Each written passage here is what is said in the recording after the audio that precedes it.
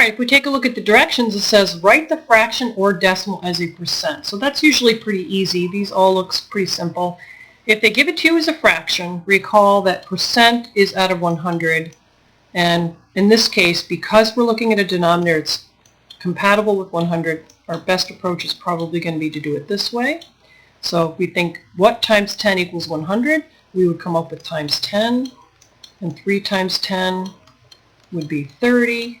And 30 over 100 easily converts to 30%. Alright, let's take a look at this one.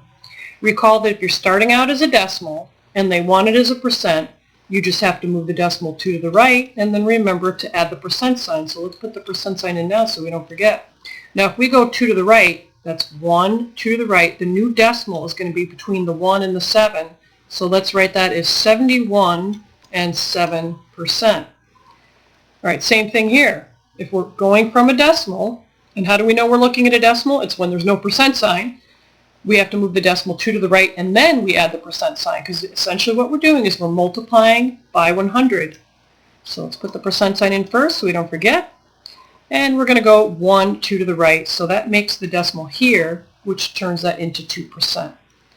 Alright, let's look at these examples. Write the number in two other forms, fraction, decimal, percent. Write the fraction in simplest form. Alright, so this is a decimal, so that means they would want it as a fraction and as a percent in this case. So let's do the easy part first. The easy part is to turn it into a percent.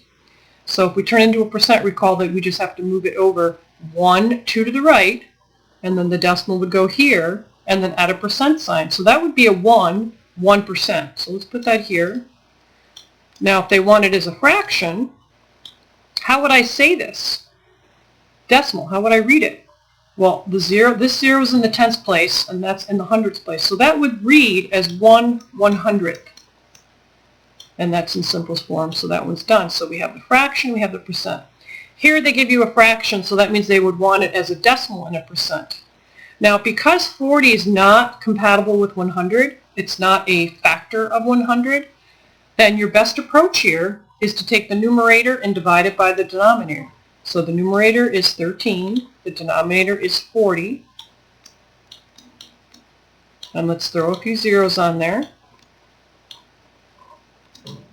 and put the decimal right here, so remember it will still be a decimal.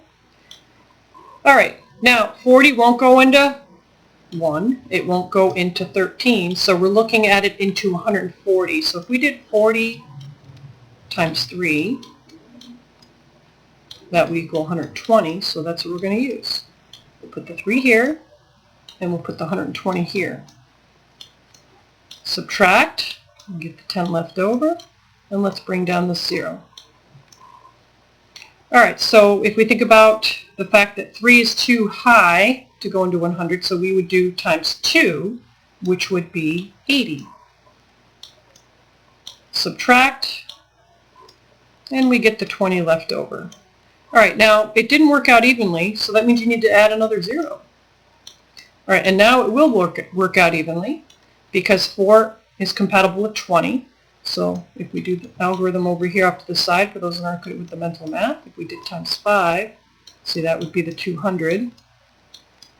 And we went in 5 times. And we got 200. So I ran out of room here, but you're going to write on your paper and subtract out and get the 0. Alright, so as a decimal, this is equal to this number, 325 thousandths. Now if we have to turn it into a percent, we just have to go over 1, 2 to the right. So that's going to be equal to 32 5/10%. Alright, now one's like this. 5 is compatible with 100. So you could do the 6 divided by 5 and get the decimal first if you find that to be easier. You might like that approach. But I personally think that this one is a good example of one where you might choose proportional reasoning because 5 is compatible with 100. Because we could easily do times 20, 5 times 20 to get the 100, so just do the 6 times 20. 6 times 2 is 12, and just throw 0 on. So that would be equal to 120%, because whatever you have over 100 is a percent. And as a decimal, if we just go 1, 2 to the left to turn into a decimal, it's 1.2. Equal.